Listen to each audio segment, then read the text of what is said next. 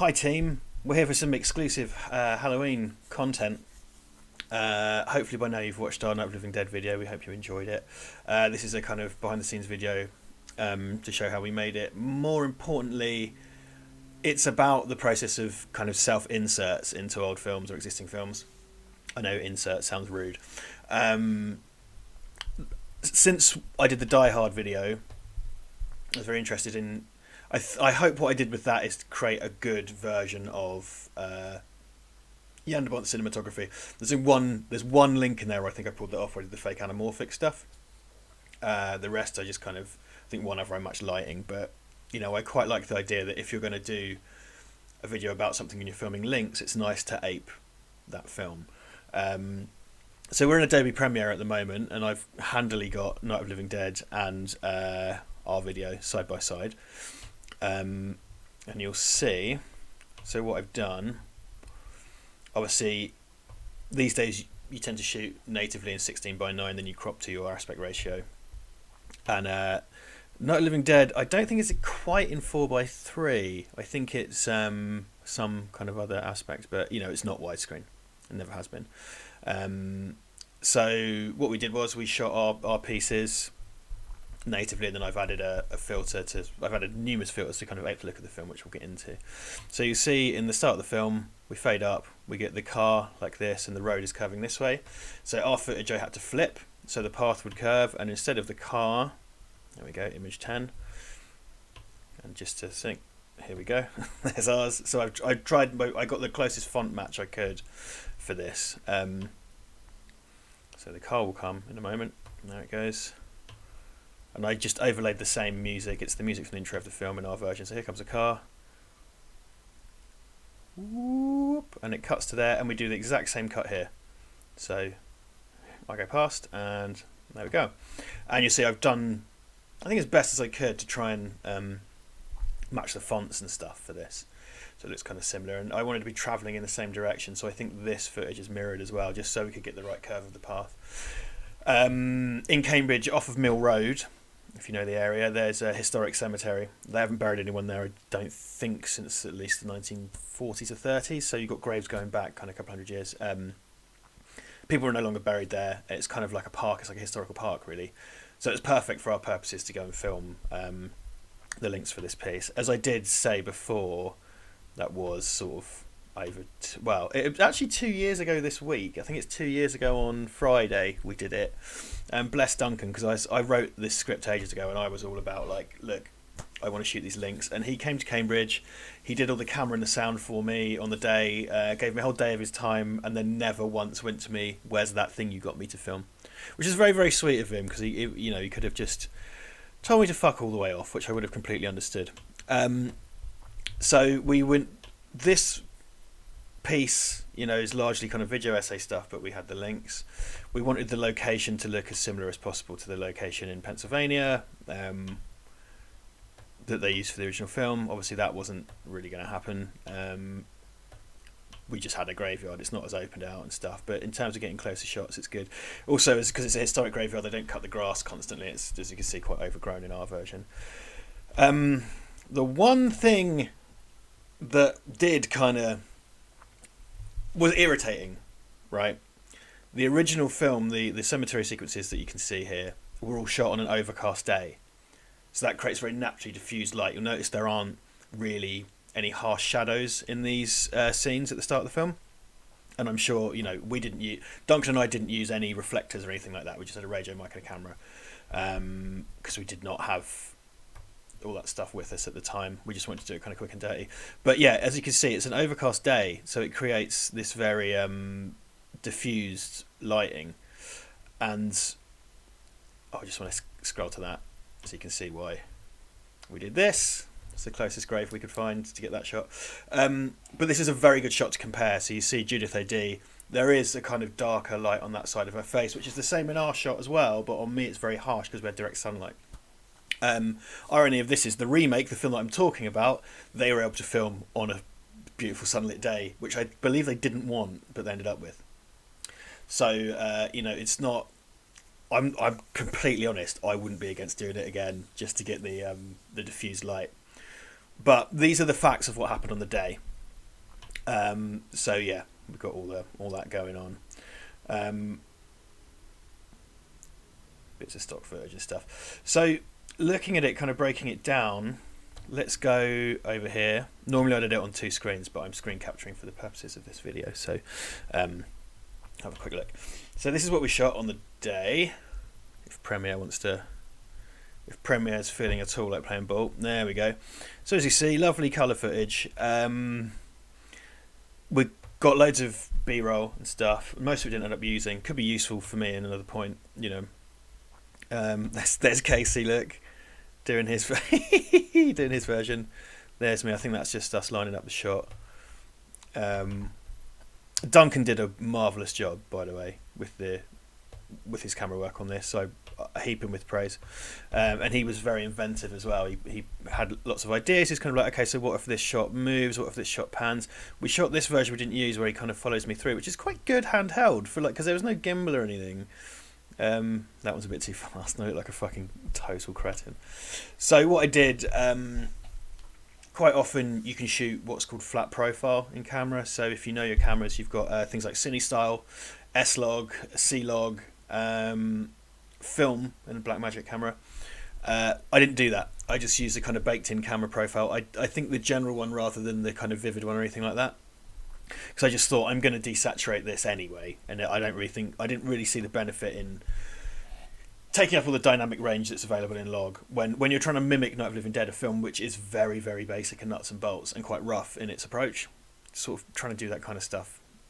If I was trying to copy, you know, like Roger Deakins or something like that, I would probably shoot log. It would be a massive folly.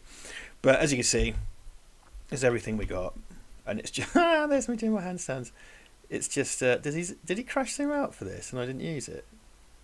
Well, I guess it's probably a timing thing.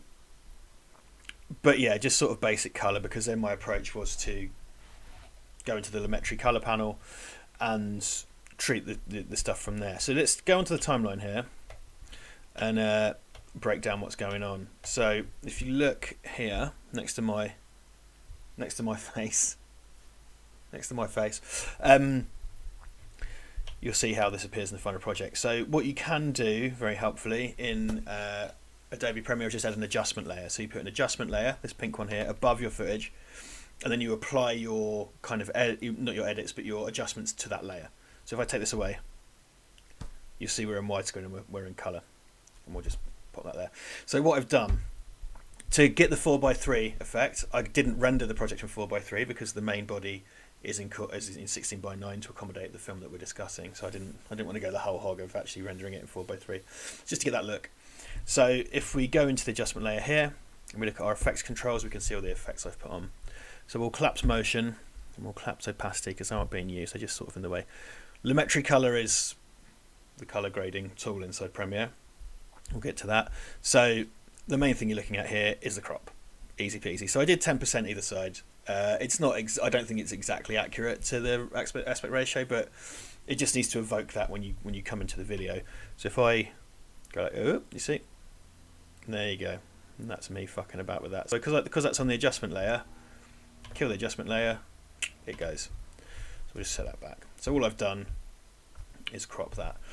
In terms of color correction, if we go in, we'll go into Lumetri color for this, which is there, but we're going to go into the Lumetri panel.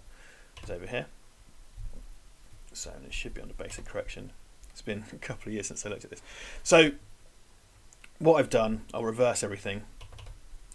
So you see the original footage is far more high contrast, and of course we're at 100 saturation. I'll put that back. So what the main takeaway for me from the original Night of the Living Dead, and we'll pull that back up here. In the outdoor scenes in particular, it's very low contrast. I must stress it does depend on the version you get, because there are so many fucking versions. This is an HD one that like a nicely upscaled one that I found, and it appears to be taken from a remaster because there are some rough ones. So I wanted it to be fairly low contrast. The way I shot it required that then I just went all the way down because it's a bit too kind of inky black up here. And I think people tend to falsely think of this film as being inky black when it's not. It's quite low contrast in a lot of places. And again, particularly the outdoor stuff, because it has that kind of natural diffusion on it. Jack the shadows down a bit, because you can go all the way down with the shadows. And it's not that dark. The film is not that dark. So I kept sort of Night of the Living Dead over here in one window, and I had my stuff in the other, and tried to match it. I think it works pretty well. I think that the soundtrack helps kind of sell the effect as well. It was really quite simple. I mean, when I knew what I wanted, we didn't really storyboard. What I did do, I did screenshot some key moments from the film, put them on my phone, and then when we were on location, I was just kind of like, okay, let's do this one. The main one we really aped, these ones and the Barbara one. Within the links, it, by my estimations, it's fine that I'm in a graveyard and it's in black and white. It doesn't need to be, those are just kind of general shots that don't need too much going on in them. So, for example, so that's just me standing in a graveyard. Duncan did some really nice stuff, though, I must say. There's so that's just a general shot. It's me being a sarky dick.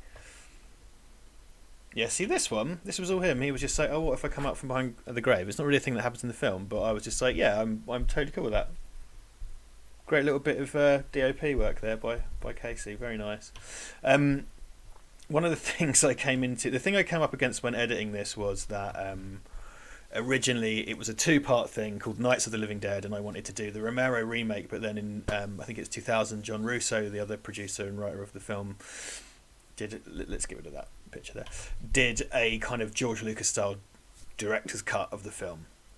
And I do mention that at the end of the video, where he went and shot new material and inserted it, and I really like the idea that I've shot new stuff, and one of the new characters he's created looks sort of like a goth version of me. But anyway, and I wanted to discuss them both. So a lot of the dialogue in these links was me talking about John Russo and talking about that other film, and I was going to come away and film that on a different day in a different location with Duncan to make that video, because it's an interesting topic. But I come to Halloween this year, and it's like, well, I'm not going to have Duncan or an extra pair of hands to help me film something. I haven't written it, and I would like to get this out of Halloween. So I had to go through and sort of prune things out. So there's quite a lot of dialogue that wasn't used. I did actually have another timeline somewhere, but there's loads of different takes and things that just didn't make it in. Regards to that version of that film, which we might get to eventually, and it also plays into the Night of the Living Dead. The Night of the Living Dead copyright situation, because John Russo then owns that version because there's new material in it. Everybody hates it. Unfortunately, poor old John Russo has never had much luck, I don't think. I hope he did well off of Return of the Living Dead, because Return of the Living Dead is based on a novel that he wrote, and then when Hemdale Films and Dan O'Bannon adapted it, they just kept the name and then referenced Night of the Living Dead in the film. So self-inserts again. So this is where I got a bit fancy. So this stuff I just filmed last week, because it just occurred to me, like, hey, you know what? I can do a little bit with me on the TV screen in the film, because the TV screen features very prominently in the movie. And I thought, hey, that'll be a good fun time. Let me just check what's happened to the sound here, because I didn't get any.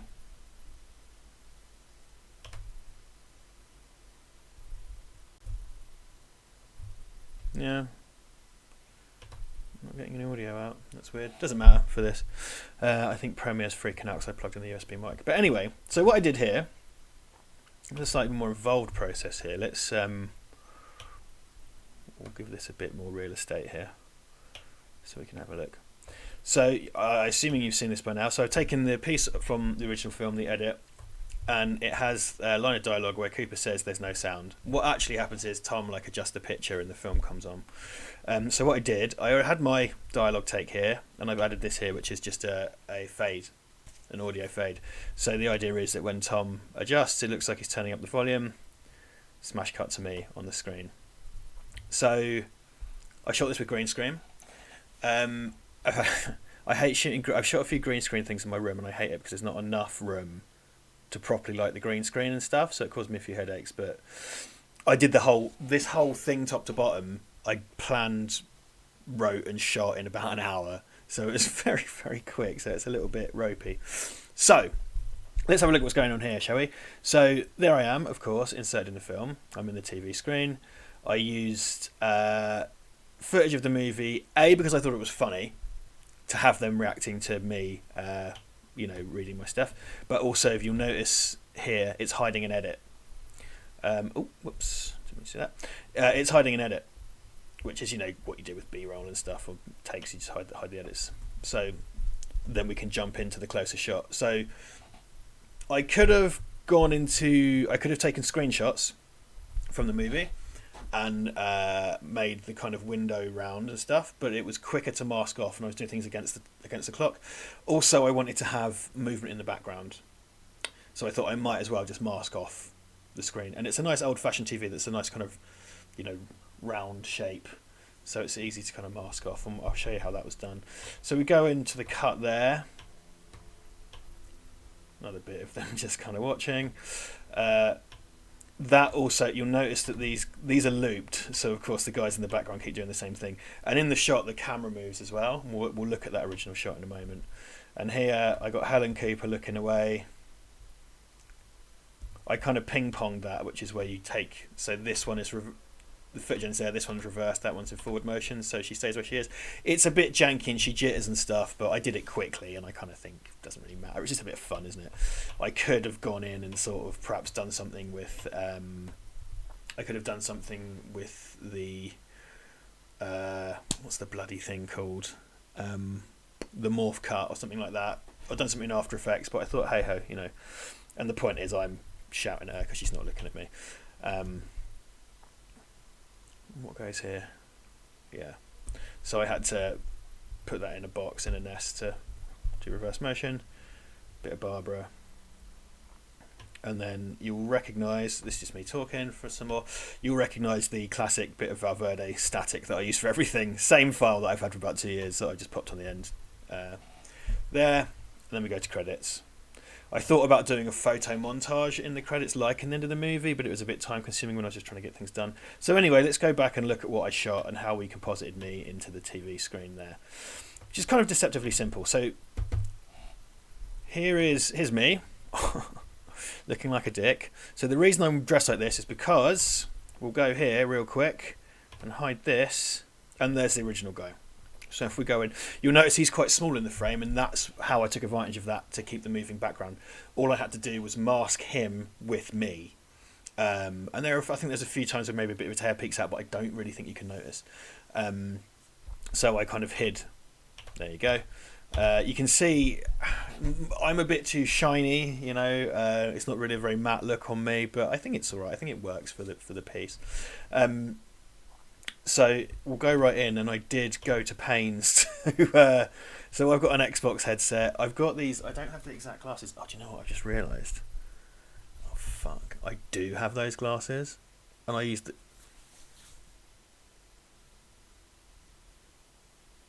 If Duncan was here, he'd be going like, "Don't reshoot it. Don't reshoot it. It's a waste. I'm not going to. I'm not going to reshoot it. I'm not going to. I've got those exact glasses. Fuck. Piss. Anyway, it doesn't matter. So, skinny tie, white shirt, earpiece, for me it's an Xbox One that I just happen to have. Old 3D glasses that I look sort of, think look sort of 50s-ish. I hate how that's one solid piece, but whatever. I've just realised I've got the wrong glasses. Do you know what? I don't have his hair and he doesn't have a beard. Let's not sweat it. So, anyway, I've got a pop-up green screen. It's very useful. There's very few creases in it. I wasn't able to floodlight it as well as I would have liked. I shot this on DSLR rather than a movie camera. Quick and dirty, and then I used the good old Rode shotgun mic that you see on the streams every week, which is just over there. I don't think it's going to reach if I try and put it over. Just held it here. So I wanted the authenticity of the costume and stuff. So shot on green screen, easy. You don't need to fill the whole background with the green screen. The green screen isn't properly lit, but it was going into black and white, and I knew I could just layer that transparency over. So here's me. So what I've done, a few things. So on the timeline, our Night of Living Dead footage that I use as my background play is just there. That doesn't need to do anything. That just needs to sit there and loop. Take the soundtrack off it, of course, and have my dialogue over the top. Let's just assume that my dialogue has been looped, and my dialogue is already not looped, has been synced and is all ready to go. All right, so we're just going to assume that's a given. Couple of things going on here. So let's delete them all, and see where we end up. Right. So, footage laid over the top, right? First things first. So, what we need to do is to get me inside that television first. You can do this in any order, but this is how I did it. So, I have this mask here. You see this? So, what you do, you take the mask pen tool here. I'll just do another one. Dip, dip, dip, dip, dip. And there you go. You have a mask. Easy peasy.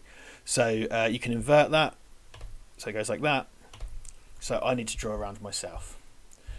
There's a bit more to it than just doing that. So if you look at the mask, you'll notice here, just kind of like Photoshop and InDesign and stuff, or the Adobe, you can use those handles to create curves and things. Great. So I'm able to curve to the bottom of the TV. Lovely. I had a few issues with green screen spill, which is why the mask is quite close. You might notice it's clipping the edge of the mic there, but what I've also done is feathered the mask. So when you feather a mask, it makes it softer. You see, like that. Now, I wanted to keep it kind of close because that will show up as kind of grey when we key everything out. So we did that. Gaussian blur. The original footage is a fair bit blurrier than what I'd shot because I shot in 1080p in 2020. So I experimented with putting a lot of blur on there. I ended up at 5% because it just became a bit too much, you know. Even 10% just looked like it was an out of focus bit of camera work. So I went for 5%. Subtle, I thought. Lumetri color, similar to like we discussed before. So I took the original footage in one window, my new footage in the other, and adjusted. This is you do really need to do the Ultra key first because it's then going to read that as black and white and not want to deal with that. So Ultra key is your chroma key effect. So if I just get rid of Lumetri color for a minute, piss off, I've Ultra keyed here. Okay, so you can see this eyedropper is where you choose your color, and there you go. So if I chose the wrong colour, it goes crazy. Perhaps I should have just made my head float on that guy's head. Perhaps that's a trick that I'm missing. Oh, look. That works weirdly well. Maybe I should have just wrapped my head. That works really well. We're not doing that.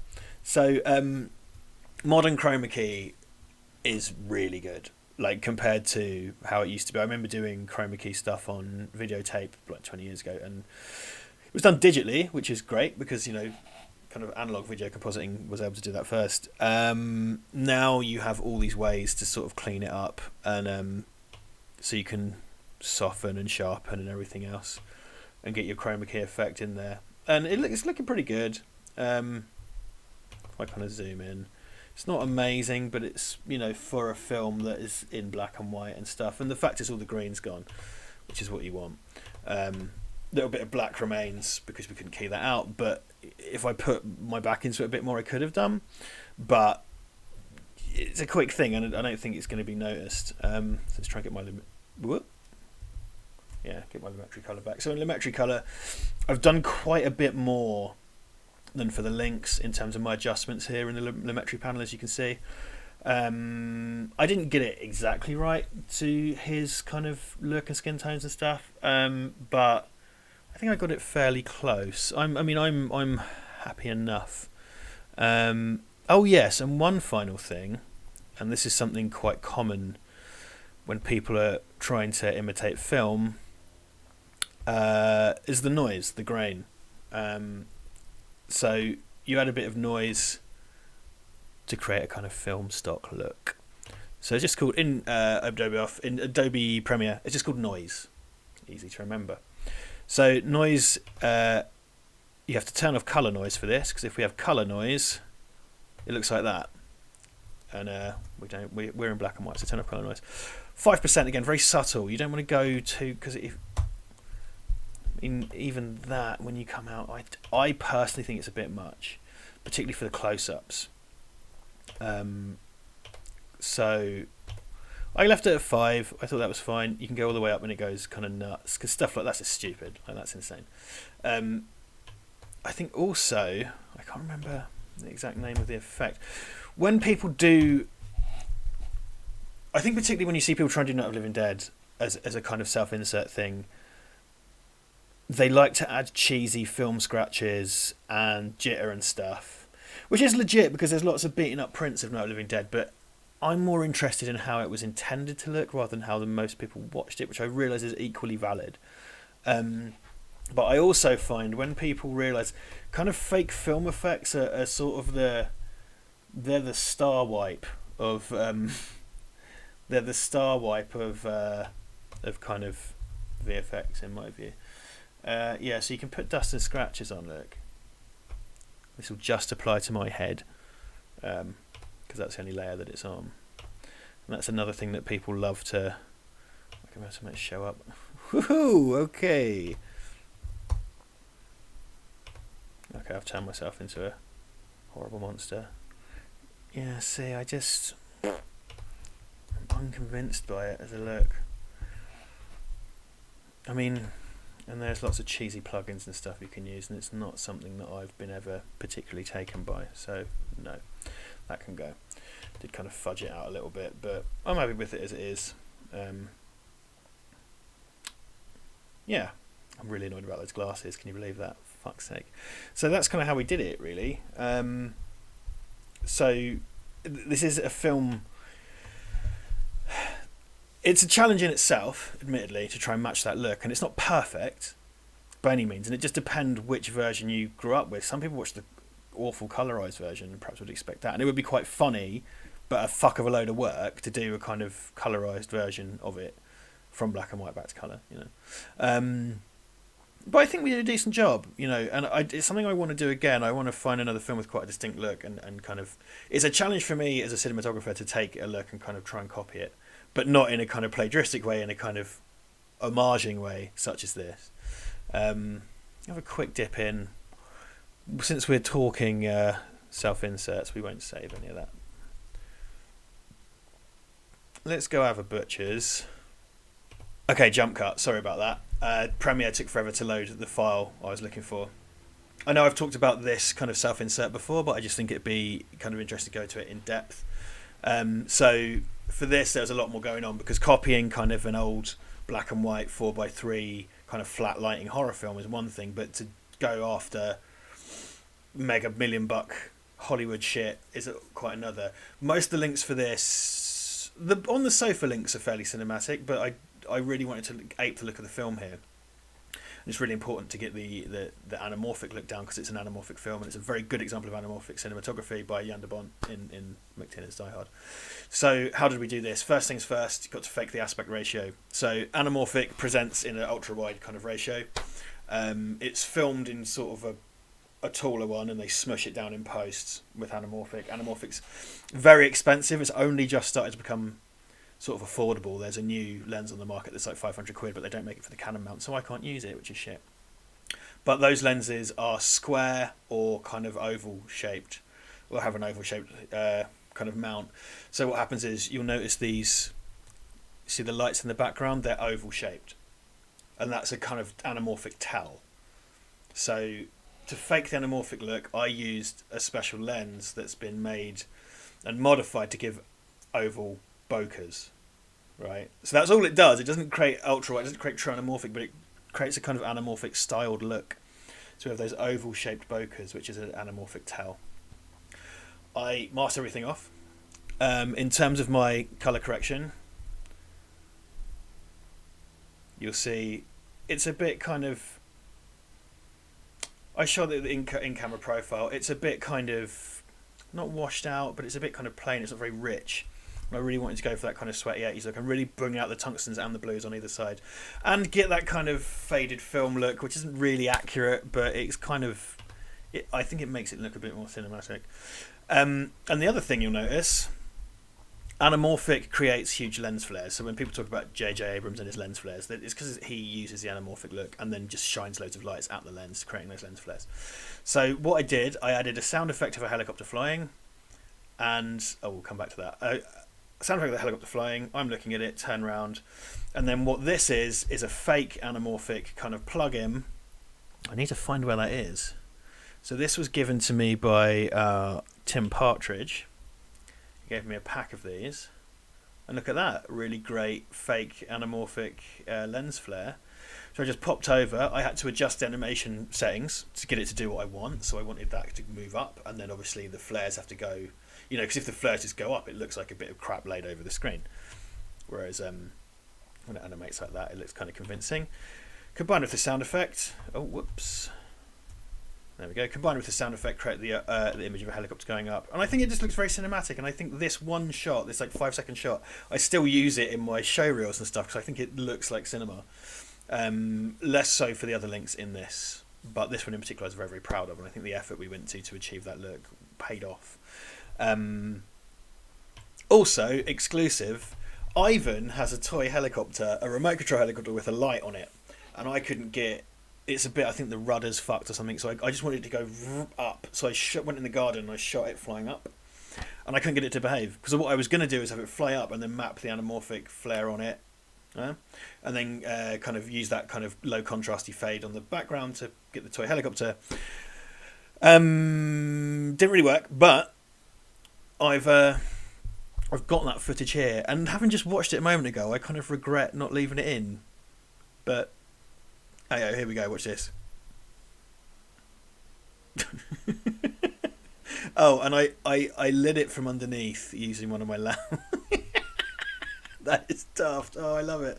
I lit it from underneath using just one of my LEDs. I think I used the tungsten film. That's actually better than I remember. I sort of wish I'd used it. Deary me. Okay. I wanted it going up to match the motion of the thing, but no. So you go. These are my attempts at kind of inserting myself into films. Yes, I said insert. Yes, it sounds a bit like sex. I think it's just interesting to, if you're going to talk about a film, to somehow recreate it and somehow live within that film for the duration of the piece, if that makes sense. And it's something I want to do again. I kind of think I like to think it's a bit sort of unique. I don't think... I've definitely seen people do things where they just do it in black and white and stuff, and that's really cool. And, you know, these are far more popular in story channels than ours. But I think it's a bit kind of unique if you really go in and really, really go in for stupid amounts of detail with this sort of stuff. So it's what to do next, really.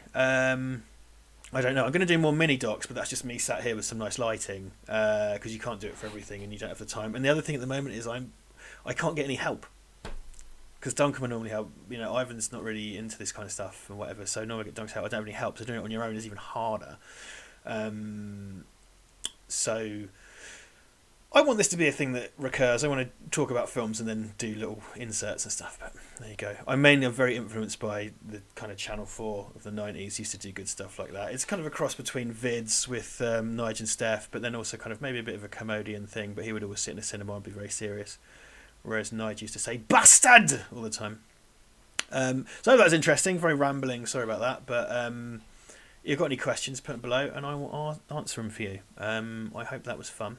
And see you next time, homies. Bye.